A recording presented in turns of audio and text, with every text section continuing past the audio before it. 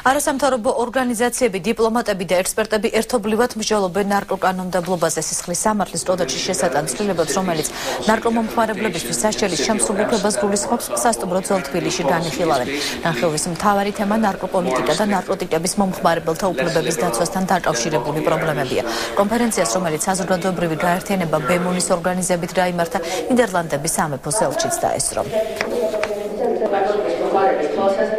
The drugs policy is still very much an issue. შეეხება ნარკოპოლიტიკას და ნარკომანიის მდგომარეობას.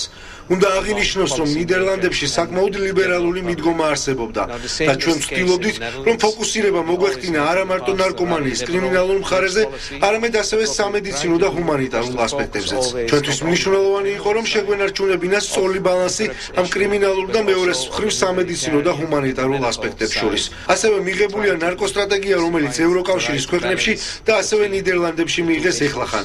და ეს კონცეფცია დროულია, რათა უკეთ გავიგოთ მთლიანად ამ პრობლემის ყველა განზომილება. იმედი მაქვს, რომ კიდევ უფრო ბევრი კონფერენცია გაიმართება, რაც აისახება საკანონმდებლო ცვლილებებში.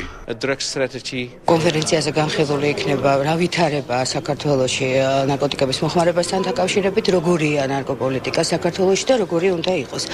ამას გარდა, როგორც მოგეხსენებათ, სულ რაღაც 2 კვირის წინ მოხდა ინიციირება ახალი საკანონმდებლო ინიციატივის პარლამენტში ნარკოტიკებთან დაკავშირებით და აი ამ საკითხის განხილვაც იქნება დღევანდელ კონფერენციაზე. ამის გარდა იქნება საუბარი უცხოეთის ქვეყნების გამოცდილებაზე ნარკოპოლიტიკასთან დაკავშირებით.